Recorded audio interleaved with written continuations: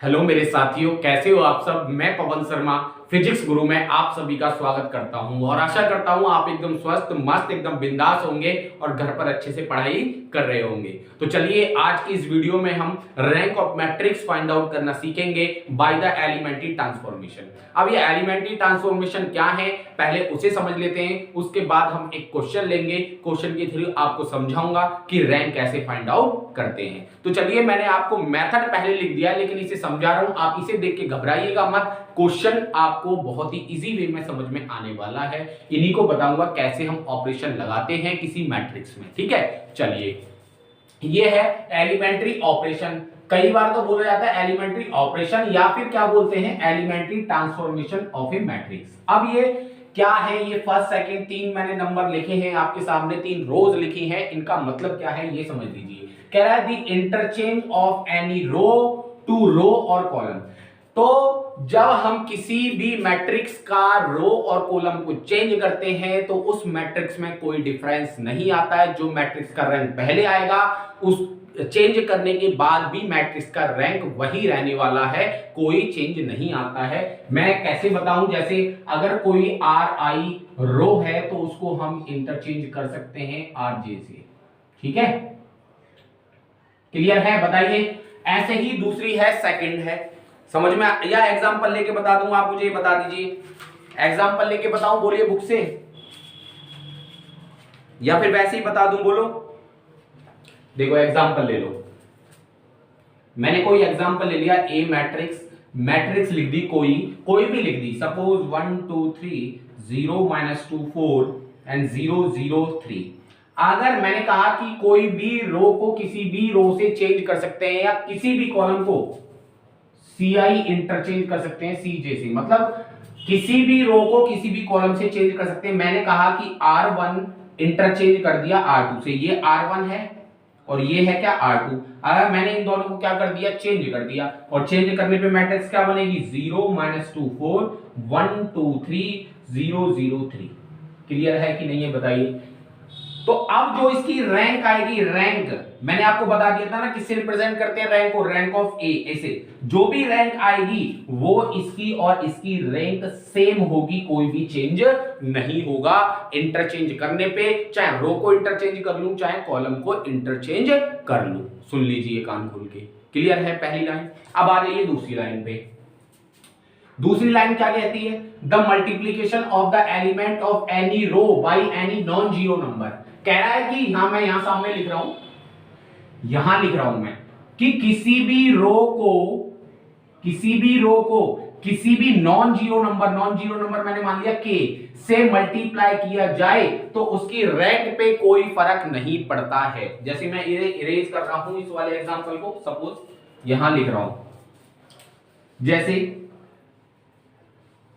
मैंने किया R1 में 2 से मल्टीप्लाई कर दिया, R1 में किससे 2R1 2 से मल्टीप्लाई कर दिया। ये कोई कांस्टेंट है, K क्या है, कोई भी कांस्टेंट है, नॉन जीरो नंबर है, मतलब किसी भी रो में हम नॉन जीरो नंबर से मल्टीप्लाई करते हैं तो रैंक ऑफ मैट्रिक्स पे कोई फर्क नहीं पड़ता है। जैसे R1 में मैंने 2 से मल्टीप्लाई कर दिया तो क्या क्या लिखा जाएगा इस मैट्रिक्स को, देखो 2 4 6, भाई 2 से मल्टीप्लाई करेंगे तो एक एलिमेंट में नहीं होता है, वो पूरी रो में होगा। जैसे मैंने R1 लिखा है ना, तो 2 का मल्टीप्लाई पूरी रो में एक एलिमेंट में नहीं होता है। तो देखो 0 -2 4 0 0 3। तो अब जो इस मैट्रिक्स की रैंक आएगी वही इस मैट्रिक्स की रैंक आएगी, इस रैंक पे कोई फर्क नहीं पड़ने वाला। ये आप समझ जाओगे तो रैंक निकालने में आपको आसानी हो जाएगी। क्लियर है, बोलिए। चलिए अब आ जाइए थर्ड रो पे। थर्ड क्या कह रहा है कि the addition of the two element of any other row और column the corresponding element of any row और column multiplied by any other number. क्या कह रहा है, इस लाइन को समझने से अच्छा है कि आप ये समझ लिए कि किसी रो में, ये रो है सपोज, इस रो में प्लस कर दिया जाए, इस रो में किसी भी अलग रो का मल्टीप्लाई या सॉरी एडिशन कर दिया जाए। ये कोई रो है, इसी रो में अगर किसी दूसरी रो को ऐड कर दिया जाए, मल्टीप्लाई करके ऐड कर दिया जाए या सिंपल ऐड कर दिया जाए, के की वैल्यू 1 भी तो हो सकती है, के की वैल्यू 2 भी हो सकती है, 3 भी हो सकती है, 4 भी हो सकती है, -1 -2 कुछ भी हो सकती है। तो आप समझिए मैं एग्जांपल ले रहा हूं कि जैसे R1 को मैंने क्या लिखना है, मुझे लिखना है कि R1 में 2r2 ऐड करना है भाई। r1 के साथ इस पहली रो के साथ क्या ऐड करना है, 2 का मल्टीप्लाई कर दो r2 में और ऐड करना है। तो देखो ये r2 है, r2 में 2 का मल्टीप्लाई करेंगे तो क्या आएगा 0 - 4 4। इस रो को किसके साथ ऐड करना है, r1 के साथ। तो नई मैट्रिक्स क्या बनेगी, 1 + 0 1, 2 - 4 -2, 3 + 4 7। अब देखो r1 में चेंज हुआ है, ये r2 सेम r3 सेम, 0 - 2 4 0 0 3। तो अब इसकी जो मैट्रिक्स की रैंक होगी और इस मैट्रिक्स की रैंक होगी वो सेम होने वाली है, कोई भी चेंज नहीं आने वाला है। ये 3 रूल थे बेसिकली, इनको आपने समझ लिया तो आपकी रैंक ऑफ मैट्रिक्स आसानी से फाइंड आउट कर सकते हैं। अब एलिमेंट्री ट्रांसफॉर्मेशन है, एक ही हम ऑपरेशन लगाते हैं, या तो रो ऑपरेशन लगाते हैं या कॉलम ऑपरेशन लगाते हैं। अगर रो ऑपरेशन यूज करोगे तो यहां कॉलम ऑपरेशन एक भी यूज नहीं होगा, और कॉलम ऑपरेशन यूज करोगे तो रो ऑपरेशन बिल्कुल भी यूज नहीं होगा। क्लियर है, गेट इट माई पॉइंट, ठीक है। अब मैं इसे इरेज कर रहा हूं, एग्जांपल ले रहा हूं आपके सामने। अब बहुत सारे टीचर्स क्या बताते हैं, मैं इरेज कर रहा हूं थोड़ा सा यहां से। बहुत सारे टीचर्स क्या बताते हैं कि भाई पहले यहां पे क्या बनाओ, 1 बनाओ, 1 2 3, उसके बाद 0। भाई रैंक ऑफ मैट्रिक्स निकालने के लिए एक्लन फॉर्म बनानी पड़ती है। एक्लन फॉर्म मैंने पिछली वीडियो में आपको बता दी थी, क्या होता है, अपर ट्रायंगुलर मैट्रिक्स बनती है, पहले उसके नीचे 1 0, फिर दूसरे के नीचे 2 0, इस तरीके से नहीं बनती है। ये ट्रायंगल बनता है अपर ट्रायंगुलर मैट्रिक्स। तो ये 0 बनाने के लिए हम मोस्टली रो का यूज करके बताऊंगा मैं, ठीक है। आप कॉलम का भी यूज करके कर सकते हो, मैं रो का यूज करके बताऊंगा। अब बहुत सारे टीचर्स ये कहते हैं कि यहाँ पे 1 बनाना जरूरी होता है, यहां भी 1 बनाना जरूरी होता है। कोई जरूरी नहीं है, सुन लीजिए कान खुल के। अभी मैं आपको एग्जांपल लूंगा, क्वेश्चन लूंगा एक्सरसाइज से, कोई भी 1 बनाने की जरूरत नहीं है, आपका आंसर सेम आएगा। 1 बना के करो सेम, चाहे 1 नहीं बना के करो सेम, रैंक आपका सेम आएगा। अब आप सुन लीजिए कि क्वेश्चन कोई भी बच्चा करेगा, सबका अलग अलग हो सकता है। कोई भी ऑपरेशन लगा रहा है, कोई किसी प्रकार का ऑपरेशन लगा रहा है, लेकिन आंसर सेम आने वाला है, आंसर में चेंज नहीं होता है, याद रखिएगा। ऑपरेशन कोई भी लगाओ लेकिन आंसर हमारे सेम आते हैं। जैसे अब मैं इस क्वेश्चन में रो ऑपरेशन लगाऊंगा, कोई बच्चा लगाएगा कॉलम ऑपरेशन, लेकिन रैंक दोनों की सेम आएगी, ये गारंटी है। लेकिन रो ऑपरेशन मैं भी लगाऊंगा और दूसरा बच्चा भी रो ऑपरेशन लगाएगा, मैं कुछ अलग ऑपरेशन लगाऊंगा, वो उसका माइंड कुछ अलग चलेगा, लेकिन आंसर दोनों का सेम आएगा। आप ये मत सोचिएगा कि सर इसने तो कुछ अलग ऑपरेशन लगाए, इसने कुछ अलग ऑपरेशन आए, लेकिन आंसर सेम आ रहा है, तो दोनों का राइट माना जाएगा, गलत नहीं होगा। ये आप अपने माइंड में सेट कर लीजिए। क्लियर है, चलिए अब हम क्वेश्चन की ओर बढ़ते हैं। मैं इसे इरेज कर देता हूं।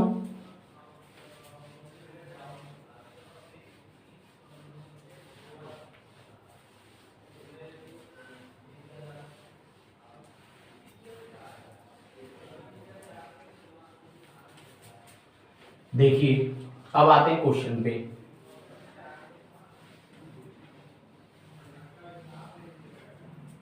अब क्वेश्चन की बात करें तो मैं एक एग्जांपल ले लेता हूं आपकी बुक से ही, कृष्ण पब्लिकेशन वाली से एग्जांपल लेते हैं। एग्जांपल नंबर 9 का फर्स्ट पार्ट ले लेते हैं। कह रहा find the rank, use elementary transformation to reduce the following matrix A to triangular form, hence find the rank. ठीक है, चलिए एग्जांपल 9 का फर्स्ट पार्ट है और इसमें हमसे क्या कह रहा है, find the rank, find the rank. और क्वेश्चन क्या है, मैट्रिक्स दे रखी है आपको A इक्वल टू 5 0 1 3 14 4 1 2 1 -1 2 0। देखो जो मैं आपको ऑपरेशन बताने वाला हूं हर क्वेश्चन में वही अप्लाई होंगे, 100% कह रहा हूं मैं, ठीक है। क्लियर है, चलिए देखिए आप यहां 1 क्यों बनाते हैं, पहले तो ये समझ लो। 1 इसलिए बनाते हैं क्योंकि 1 में किसी का भी मल्टीप्लाई करके आसानी से 0 बनाया जा सकता है, इसलिए 1 बनाने के लिए कहते हैं, ना कि हर क्वेश्चन में 1 बनाने के लिए। समझ में आ रही है मेरी बात? क्योंकि 1 का हम मल्टीप्लिकेशन किसी भी संख्या में करें तो आसानी से जोड़ घटाव कर सकते हैं, इसलिए वहां 1 बनाने की आवश्यकता पड़ती है। अगर हमें 1 की आवश्यकता नहीं पड़ रही है तो हम आराम से सॉल्यूशन उसका कर सकते हैं, ठीक है। चलिए अब देखो मैंने क्या बताया आपको, पहले यहां एक रफली वर्क बता रहा हूं। यहां कोई भी नंबर है तो उसके नीचे सारे एलिमेंट क्या होंगे, पहले जो ये एलिमेंट है उसके नीचे सारे एलिमेंट 0 बनाने हैं मुझे, इसके नीचे क्या बनाने हैं, सारे एलिमेंट 0 बनाने हैं, CD 0 E। तो ध्यान रखो फर्स्ट काम हमारा क्या है, जो पहला एलिमेंट है उसके नीचे सारे एलिमेंट 0, और सारे एलिमेंट का 0 बनाने के लिए हमें रो ऑपरेशन बनाना पड़ता है। तो देखो यहां 0 है, ये तो बना बनाया है, हमें यहां 0 बनाना है। अब यहां 0 कैसे बनेगा बताओ? मैं इसमें 5 का मल्टीप्लाई कर दूं, इस नंबर में इसमें 5 का मल्टीप्लाई कर दूं और 5 में से 5 को घटा दूं तो 0 बनेगा नहीं बनेगा? और ये रो कौन सी है? R3। इसका मतलब R3 में हम 5 का मल्टीप्लाई कर दें और इसमें से किसको घटा दें? R1 को। अब आप सोचो कि इस एलिमेंट को 0 बनाने के लिए मुझे पूरी रो की आवश्यकता है। जो मैं इस एलिमेंट में ऑपरेशन लगाऊंगा वही पूरी रो में ऑपरेशन लगेंगे। क्लियर है कि नहीं है बताइए? अब आप देखो किस किस में हो रहा है। आपको एक क्वेश्चन बिल्कुल आराम से समझा रहा हूं, आप ध्यान से समझिएगा। क्लियर है? देखो मुझे R3 में किससे मल्टीप्लाई करना है? 5 से। रफली देखो यहां लिख लो, 5 से मल्टीप्लाई करेंगे तो ये क्या बनेगा? 5 - 5 2 0। R1 तो सेम है। R1 क्या है? 5 3 14 4। हमें क्या करना है? घटाना है, इसमें से इसको घटाना है। 5 में से 5 गए तो कितने बचे? 0। -5 में से माइनस करेंगे 3 तो -8।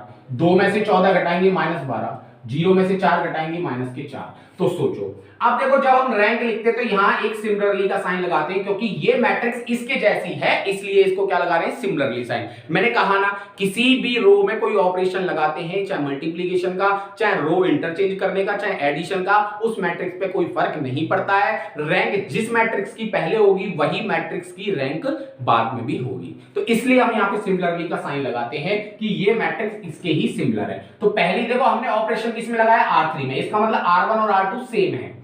5 3 14 4 0 1 2 1। अब यहां पे जो हमने ऑपरेशन लगाया, ऑपरेशन लगाने के बाद क्या आया? 0 -8 -12 -4। क्लियर है? अब मुझे कहां 0 बनाना है? फर्स्ट टाइम में आपको ये काम करना है, पहली बार में। क्लियर है? यहां तो 0 बना हुआ था, वरना मैं एक और ऑपरेशन लगा के इसे 0 बना देता। क्लियर है? अब आप देखिए आगे। अब मुझे दोबारा में किसके नीचे? दूसरे एलिमेंट के, सेकंड एलिमेंट के नीचे 0 बनाना है। सेकंड एलिमेंट क्या है? यहाँ पे 1, और 1 के नीचे 0 बनाना है। और आपको पता है 0 बनाने के लिए क्या करना पड़ेगा? अगर मैं इसमें 8 का मल्टीप्लाई कर दूं तो यहाँ क्या बनेगा? 8 और -8 और +8, इन दोनों को मैं जोड़ूंगा तो यहाँ 0 बनेगा नहीं बनेगा बताओ? तो देखो R3 में करना क्या है? R3 सेम रखनी है। मल्टीप्लाई किसमें करना है? 8 का R2 में। और क्या करना है? जोड़ना है। 8 का मल्टीप्लाई करके R2 में जोड़ दो। अब देखो R3 तो सेम है, 0 -8 -12 -4। 8 का मल्टीप्लाई किसमें करना है? सेकंड रो में। तो 8 का यहां करेंगे तो 0, यहां करेंगे तो 8, और यहां 8 2 16 और यहां 8। अब दोनों को क्या करना है? ऐड करोगे तो ये भी 0, ये 0, ये 4 बचेंगे, यहां 4 बचेंगे। तो देखो क्या आया? 5 3 14 4 0 1 2 1। लिखना कहां है? मुझे R3 में लिखना है। देखिए 0, यहां क्या बना? 0, यहां क्या बना? 4, यहां क्या बना? 4। क्लियर है? बताओ यहां तक समझ में आया आप लोगों को? अब देखो, अब बन गई हमारे पास अपर ट्रायंगुलर मैट्रिक्स। देखो यहां 0 बन गए, यहां भी 0 बन गया। तो ये अपर ट्रायंगुलर मैट्रिक्स फॉर्म में बननी है। इसे कहते हैं एक्लन फॉर्म। इसके पहले वीडियो में मैंने आपको समझाया था एक्लन फॉर्म क्या होती है। जब एक्लन फॉर्म बन जाएगी तब हम कहेंगे ये क्या है? It is एक्लन form. यहां पे दिखाई दे रहा होगा आपको, it is एक्लन form has rank of matrix, rank of matrix. अब देखो रैंक ऑफ मैट्रिक्स यहां मैं पूरा लिख रहा हूं और अगली बार अगले क्वेश्चन में मैं क्या लिखूंगा? Rank of A. तो रैंक ऑफ ए क्या है? Number of non zero rows.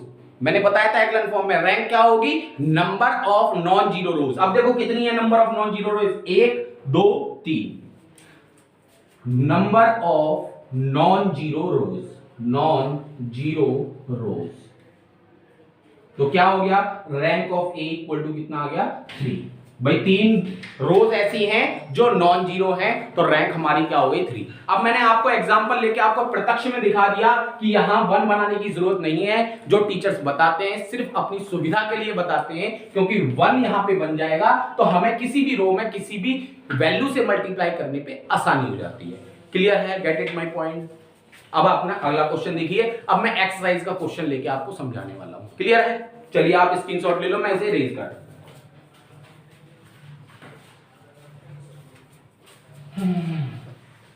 अब मैं एक्सरसाइज का क्वेश्चन लूंगा, आप ध्यान से समझिएगा। अब देखो एक एक रो मैंने समझाया आपको मल्टीप्लाई करके कैसे लिखना है, क्या करना है। एक और समझा दूंगा, फिर मैं अपनी स्पीड से बताऊंगा। क्योंकि एक दो क्वेश्चन में आपको समझ में आना चाहिए कि हम रो को कैसे सब्ट्रैक्ट करते हैं, कैसे ऐड करते हैं, कैसे मल्टीप्लिकेशन करते हैं। ये चीजें आपने समझ ली तो समझ लो बेड़ा पार है आपका, क्लियर है।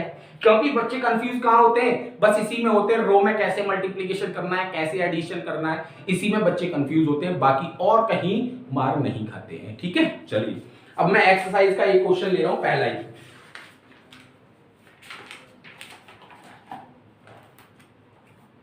एक्सरसाइज 2 है आपकी, क्लियर है। क्वेश्चन नंबर 2 है, क्वेश्चन नंबर 2 का फर्स्ट पार्ट है। सब में आपको क्या निकालना है, फाइंड रैंक। पहले आपको एलिमेंट्री ट्रांसफॉर्मेशन से क्या निकालना सिखा रहा हूं, रैंक। उसके बाद हम सीखेंगे क्या, नॉर्मल फॉर्म से। ठीक है, फिलहाल आप इससे समझ लीजिए, नॉर्मल फॉर्म अगली वीडियो में समझ लेंगे। अगर ये आपने समझ लिया तो अगला भी आपको बहुत ही आसान समझ में आएगा, क्लियर है। चलिए फर्स्ट पार्ट क्या कह रहा है, ए मैट्रिक्स है आपके पास में 1 2 3 0 2 4 3 2 3 2 1 3 6 8 7 5 6 8 7 5। यहां आ गया समझ में, देखिए। अब मुझे इसकी रैंक फाइंड आउट करनी है। अब रैंक कैसे करेंगे वो मैंने बताया। सबसे पहले जो पहला एलिमेंट है उसके नीचे सारे एलिमेंट मुझे क्या बनाने हैं, जीरो। अब आप देखिए यहां जीरो कब बनेगा, जब पहली रो में 2 से मल्टीप्लाई कर दें और घटा दें। मतलब R2 जीरो कब बनेगा, जब R2 में से क्या घटा दें, R1। R1 में किससे मल्टीप्लाई करके, 2 से। R1 में किससे मल्टीप्लाई करके, 2 से। देखो ये क्या है, सेकंड रो है, 2 4 3 2, और मुझे मल्टीप्लाई किसमें करना है, R1 में 2 से। तो 2 2 2 जा 4 2 3 जा 6 और 0। अब घटाएंगे तो क्या बनेगा, 0 0 3 - 6 -3 2 - 0 2। तो देखो 0 बन रहा है, नहीं बन रहा है। हमें इस प्लेसेस पे पहले इस वाले एलिमेंट के नीचे सारे एलिमेंट क्या बनाने हैं, 0 बनाने हैं। उसके लिए मुझे किसका, R का रो ऑपरेशन का यूज करना पड़ेगा। अब इसी में यहां आ जाइए, यहां 0 बनाएंगे। जैसे हमने यहां पे 2 का मल्टीप्लाई किया है 1 में, ऐसे ही हमें यहां पे 0 बनाने के लिए 1 में किसने का मल्टीप्लाई, 3 का। जब यहां 3 होगा तो 3 - 3 0 बनेगा, नहीं बनेगा, बताइए। तो R3 इक्वल टू क्या बनेगा, R3 - 3 R1। ऐसे यहां 0 बनाने के लिए यहां 6 होना चाहिए, और 6 में से 6 घटाएंगे तभी तो 0 बनेगा। तो क्या करेंगे हम, R4 equal to R4 - 6 R1। Clear है यहां तक बात, बताओ क्लियर है भाई साहब। कमेंट करके बताया करो कि आपको समझ में आ रहा है कि नहीं आ रहा है, क्लियर है। अब देखो, अब मैं यहां पे लिखूंगा सिमिलरली मैट्रिक्स बनाओ। पहली रो तो सेम है, हमने चेंज कहां किया, R2 में, R3 में और R4 में। तो 1 2 3 0। R2 में चेंज किया तो हमें यहां से पता लग गया क्या बना, 0 0 -3 2। अब मैं डायरेक्ट करने वाला हूं, देखो यहां पे 2 बनेगा, 2 से मल्टीप्लाई करेंगे तो 3 से, 3 - 3 0, 2 - 6 -4, 1 - 9 -8, 3 - 0 3। अगर आपको समझ में नहीं आ रहा है तो मैं आपको बता रहा हूं कैसे किया है। देखो R3 है, R3 कहां है, ये 3 2 1 3। हमें R1 में किससे मल्टीप्लाई करना है, 3 से। तो इसमें 3 से मल्टीप्लाई, 3 1 जा 3 3 2 जा 6 3 3 जा 9 0। अब इन्हें क्या करना है, घटाना है। 3 में से 3 0, 2 - 6 -4, 1 - 9 -8, 3 - 0 3। क्लियर है, देखो यही आया 0 - 4 - 8 3। क्लियर है। तो ऐसे ही मैं हर बार क्या करूंगा, लिखूंगा नहीं ऐसे, आपको अपना प्रैक्टिस करके, बार बार प्रैक्टिस करके इन चीजों को, जैसे मैंने कर रहा हूं डायरेक्ट, ऐसे ही आपको भी समझ में आ जाएगा। आप भी डायरेक्ट करना सीख जाएंगे। बस किसकी कमी है, प्रैक्टिस की। आप प्रैक्टिस करिए बस, ठीक है।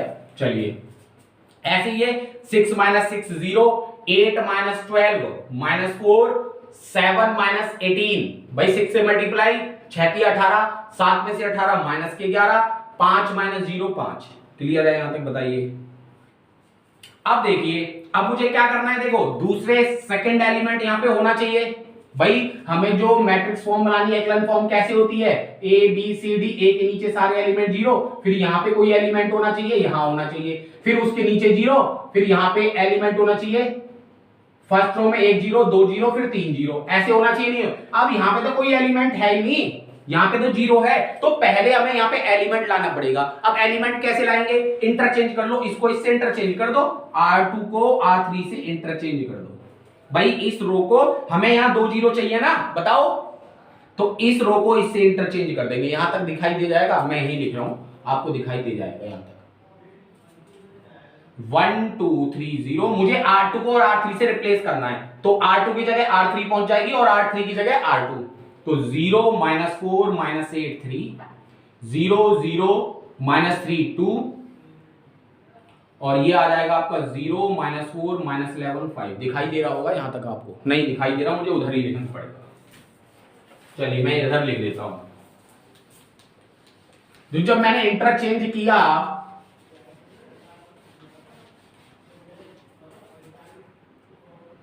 तो ये क्या आ जाएगा 1 2 3 0, इंटरचेंज करेंगे तो 0 -4 -8 3, 0 0 -3 2, 0 -4 -11 5। क्लियर है यहां तक? अब बताओ, अब सेकंड एलिमेंट के नीचे सारे एलिमेंट जीरो होने चाहिए, ये तो जीरो है, ये जीरो बनाना है, मतलब R4 जीरो बनाना है, ये R4 है, तो R4 में देखो इसको R4 में बस इसमें माइनस का मल्टीप्लाई करके क्या करते हैं, ऐड कर दें। भाई देखो R4 क्या है -4, माइनस R2 क्या है -4, तो क्या आया -4 + 4 क्या बन गया 0, तो मुझे यहाँ पे जीरो ही तो बनाना है, लेकिन हम ये ऑपरेशन सारे रो में अप्लाई करेंगे। ठीक है, करिए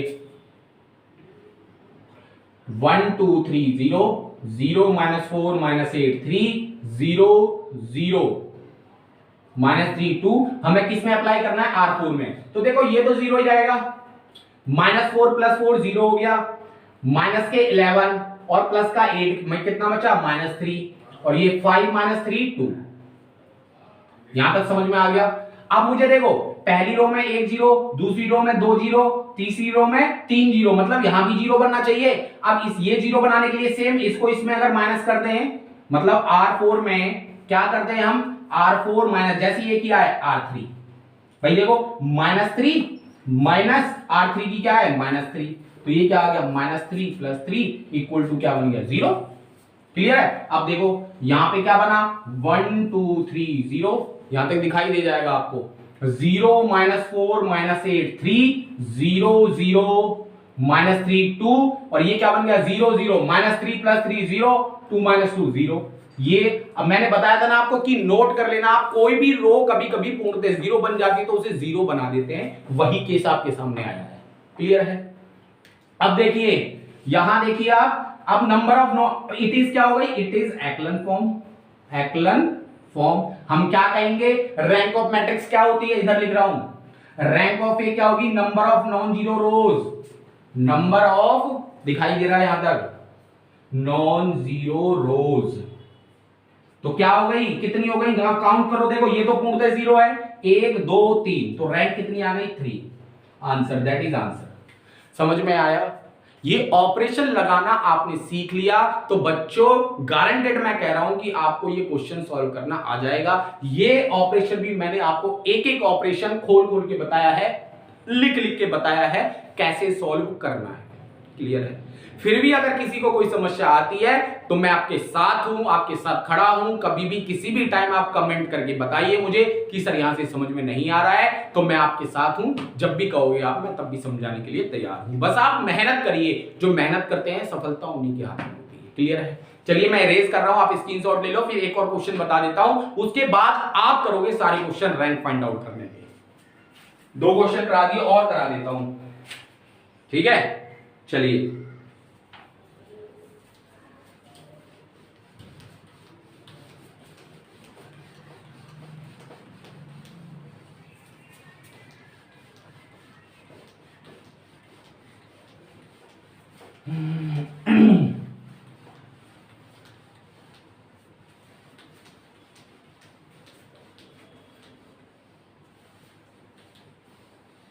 देखिए अगला क्वेश्चन, क्वेश्चन नंबर 4 करा रहा हूं, एक्सरसाइज नंबर 2 का क्वेश्चन 4। इसमें भी रैंक पूछी आपसे, आप कहोगे सर इसमें एबीसी दे रखे, नंबर नहीं दे रखे, तो ये वाला क्वेश्चन बता दो, तो लो ये भी कर लो। क्वेश्चन नंबर 4 है, let matrix A equal to 1AB0, 0CD1, 1AB0, 0CD1। तो मैं, चलिए देखिए अब क्वेश्चन नंबर 4 है। अब क्या है, यहाँ पे 1 बना हुआ है, या 1 हो या ना हो आपको बता रखा है पहले से ही। ठीक है, चलिए अब क्या करते हैं, 1 के नीचे सारे एलिमेंट क्या बनाने हैं आपको, 0 बनाने हैं, तो 0 बनाइए। ये क्या है R3 है, यहां 0 बना हुआ है, यहां 0 बना हुआ है। R3 में क्या करें, R3 माइनस R2 कर दीजिए, तो ये क्या हो जाएगा आपका 1AB0 0CD1 1 minus 1 0 A minus A 0 B minus B 0 and 0 minus 0 0, और ये सेम है 0CD1। अब आपको पता है जो सेकंड एलिमेंट है, ये सेकंड एलिमेंट के नीचे सारे एलिमेंट 0 होने चाहिए, तो ये C है तो C में से C घटाएंगे तो 0, तो ये हो जाएगा R4 equal to R4 minus R2। तो ये देखिए 1AB0 0 CD1 0 0 0 0, और ये वाला क्या बन जाएगा 0 minus 0 0 C minus 0 0 D minus D 0 1 minus 1 0। तो देखिए पहला एलिमेंट 0 फिर दो एलिमेंट 0, मींस ये दोनों है, नीचे वाली रो है वो तो 0 ही हो गई, और आपको पता है रैंक क्या होता है, इट इज एक्लन फॉर्म। ये क्या बन गई एक्लन form, it is एक्लन form. एक्लन form बन गई तो रैंक ऑफ ए क्या हो जाएगा 0 0 0, sorry number of non zero rows, number of non zero rows. तो number of non zero rows कितनी है 2, तो रैंक हमारी क्या बन गई 2। तो यही हमारा आंसर है। चलिए ठीक है।